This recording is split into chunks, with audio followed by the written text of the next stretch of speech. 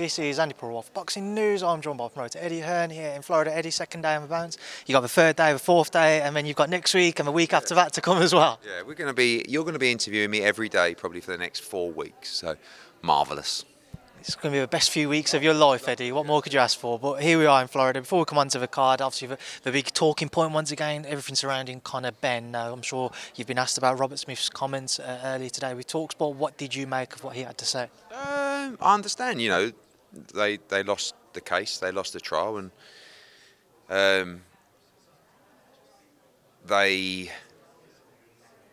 so they're not happy. They don't think he should be cleared to fight. They don't think he should be not suspended. But all of those things did happen, and I just, we just keep going backwards and forwards. If he's not cleared to fight, he wouldn't be allowed to fight.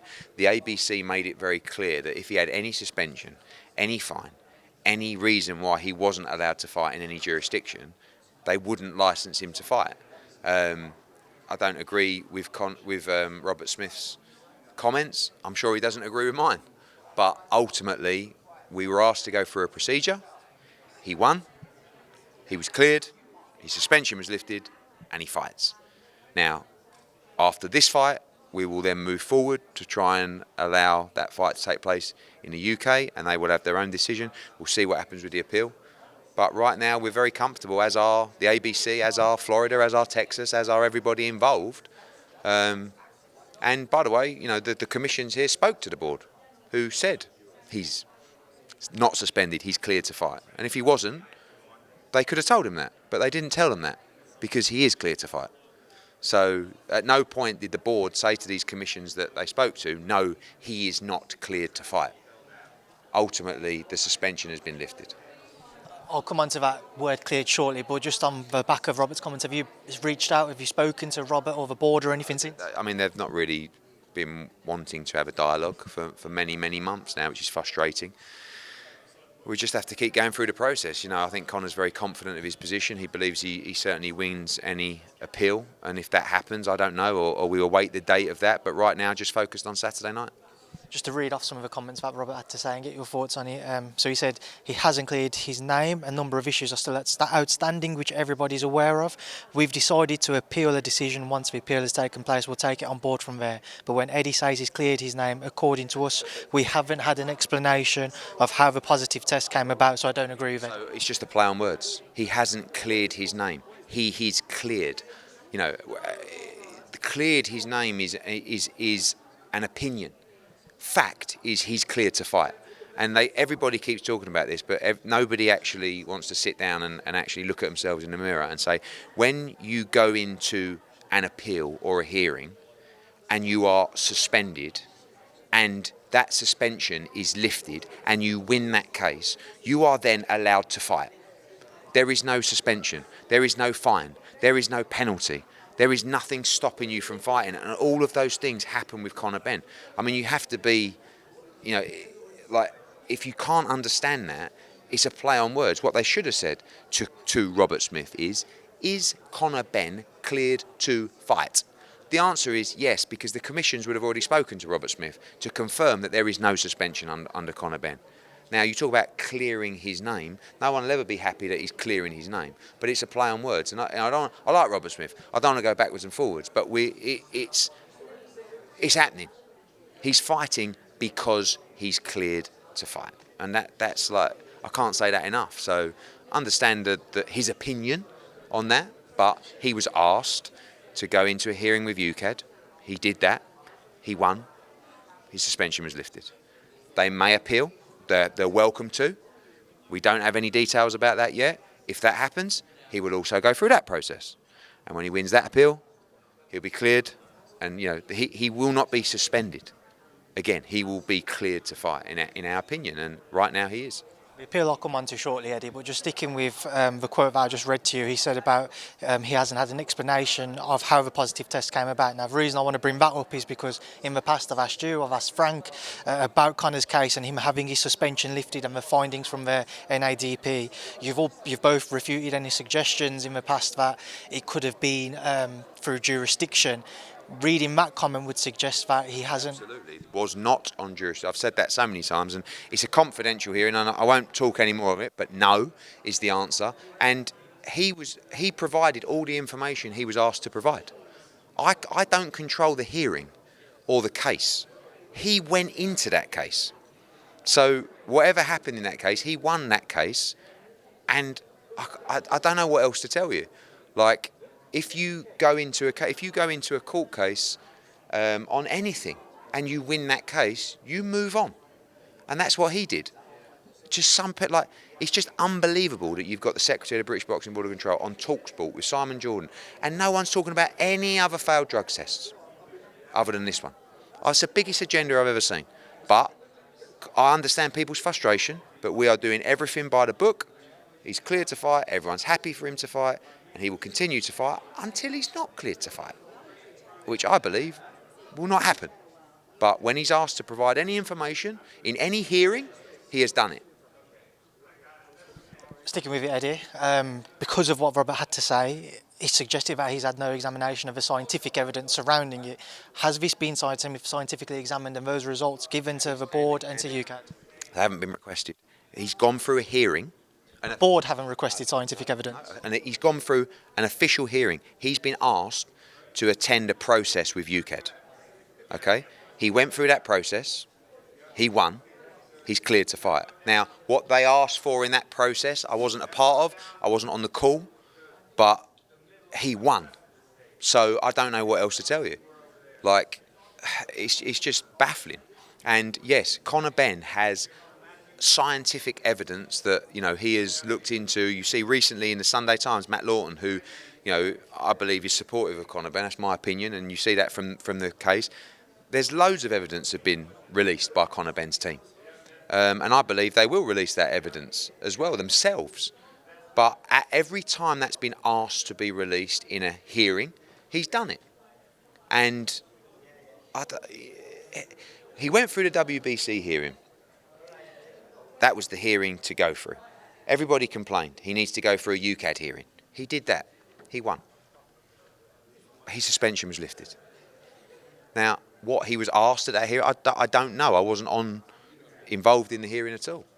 But he won the case. And until they appeal and win the case, he is cleared to fight. With the evidence that you've seen, Eddie, can you tell me why there was clomiphene within his system? I mean, you've seen it. Go and read the Sunday Times. Go and read Matt Lawton's piece. It's right in front of you, Andy. I mean, I know that it's really burning you up as well, but like at the end of the day, I don't know what else to tell you. Information has been presented to the WBC. He's provided every information that was requested at that hearing. Okay, we've seen a lot of that information leak out into articles as well. It's just like we're just wasting time, because if he would have lost the case against the board and UCAD, he would not be cleared to fight. He would be suspended. He went through that process that I can't believe I'm even saying this. He went through that process that everybody asked him to go through. He won. I know it eats people up real bad. And now the board aren't happy about that. There's no problem with that. They have the right to appeal. They've said they're going to. Whether they do, we'll see. After this fight, we will go to the British Boxing Board of Control and we will request permission to box for Conor Benn in the biggest fight in British boxing against Chris Eubank Jr.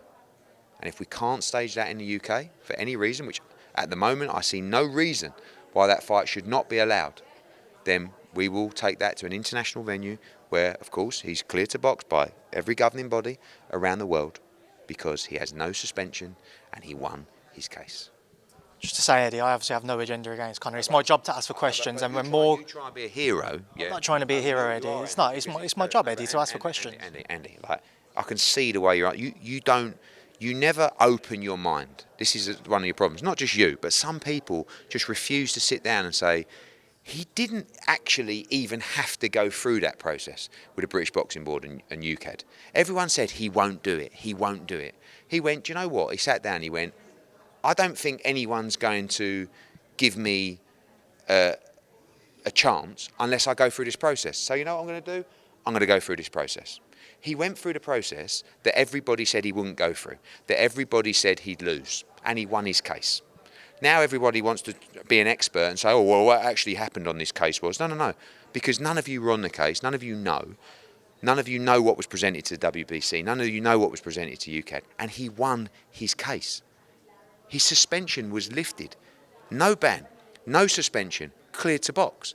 But yet, no one wants to actually consider that information. They just want to make their own news. They want to make their own opinions without saying, well, actually, Conor did everything that was asked of him and he's cleared to box.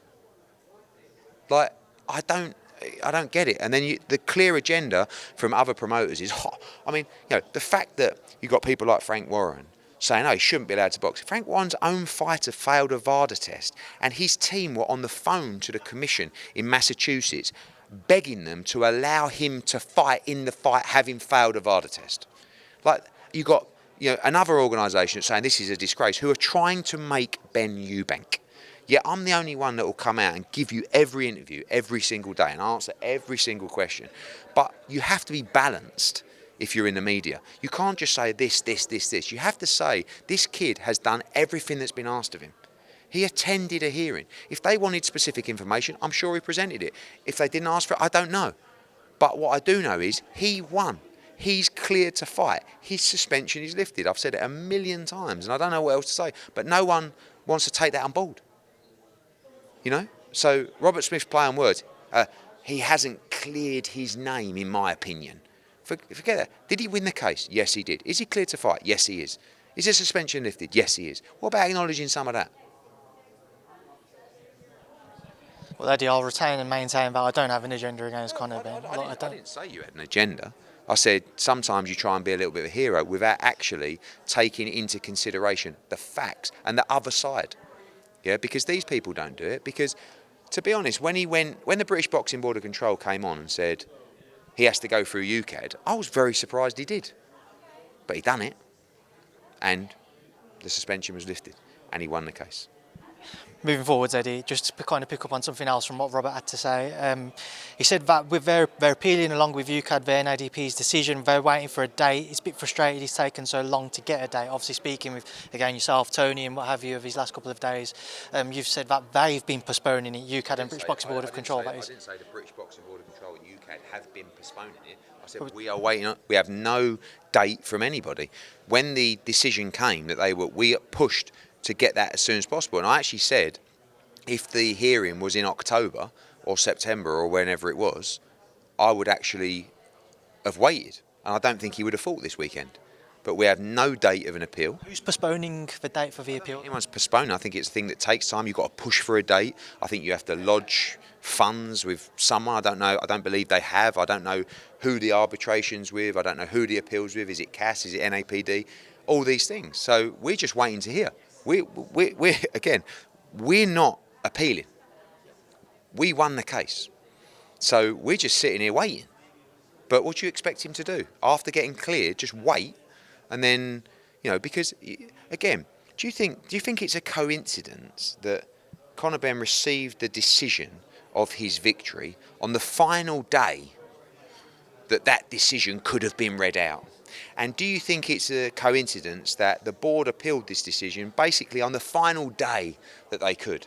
It's a slow play from everybody to just try and slow down and disrupt. So he took his career in his own hands, said, ultimately, spoke to his lawyer, spoke to people, am I cleared to box?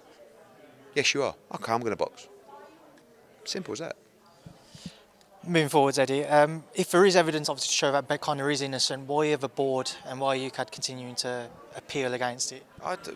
Again, when he goes before UKAD, he will present all the information that's required for him to present. I wasn't part of that hearing. I'll ask the board. But again, he went into a hearing that he was asked to go into and he got cleared to fight. So he's produced all his evidence in front of the WBC because they turned around, they asked for it and he gave it to them. Now, what was said at the hearing, I don't know. But what I do know is he won and he's cleared. I saw also you said that all Matchroom shows moving forward will obviously have VADA testing in place. With that in mind, what's happening with drug-free sport? Will you stop using them or...? We're happy with drug-free sport. We've had a conversation with Margaret Goodman to talk about testing across all our events and potentially all our stable as well. You've seen that this week with Hitchens and Zepeda, with Sandy Ryan, and we're going down the card now. It used to just be main event. Linares against Catterall, Opatire against Thompson. All of them have VADA testing now. But again, not you, Andy, not necessarily you. I don't see any other questions to other promoters asking, why aren't you VADA testing? Why aren't you VADA testing? Because you're not going to get positive tests if you are not testing. They didn't test for Eubank against Smith, and no one even really raised an eyebrow. I asked Ben Shalom about that in the interview. But Yeah, and what you've asked me 40 questions today on the same subject, and his answer was, it's confidential. It's not confidential to tell you if there's testing or not. Do you know what I mean? But it's like, okay, fair enough. Next question. Do you know what I mean? But this is what I do, mate. I'm like a fucking sponge. It bounces off me like there's no tomorrow. I've got skin like a rhinoceros. Ask me whatever you want, and I will answer you every question, every day for the next 3 months, because that is what I do. No drug testing, no Conor Benn, no Chris Eubank Jr. Can't do this, can't do that. Ask me whatever you want. I've always been 1,000,000% transparent for you, and I will see you tomorrow for another interview. I've still got a couple away from everything to do with Conor, and with Deontay Wilder and Anthony Joshua looking unlikely for January already. Where do things stand with that? Is it unlikely now? No, we've got a call this afternoon with Wilder's team. We're moving forward with them to try and make the fight. Obviously, the initial offer that we received doesn't look like that's progressing now. But there's still a chance for it to happen in that international territory, or other sites have made offers as well. Plus, we're looking at the more traditional sites. We want to make the fight. Shelley Finkel wants to make the fight. Deontay Wilder wants to make the fight. It's the biggest fight in world boxing outside of Joshua against Fury. And if we can, we'll make it. I saw some rumours of Dimitri Bivol versus Billy Joe Saunders. Is that any truth in that? Absolute rubbish. What's most likely next for Dimitri Bivol? He could fight December 2nd, we're looking at as well. It won't be against Billy Joe. Billy Joe's looking to come back on his own fight in December. But no, definitely there's not been one conversation about Dimitri against Billy Joe. Just a final one, looking at shows coming up in December alone. If you've got a show on December 2nd, Haney Program mentioned for the 9th. Obviously, Bam and Sonny on the 16th. You've mentioned Conor versus Junior on the 23rd. Only obviously leaves the 30th. You've mentioned a big heavyweight fight in December. Where would that land? Is it simply the 30th? Would you go the 23rd and the 30th? I mean, there's a lot of things that could happen. The 2nd is not confirmed yet for Dimitri Bivol. That's an open date.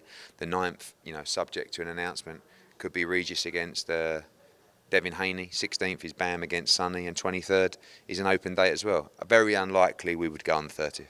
Eddie, thank you. Cheers, mate.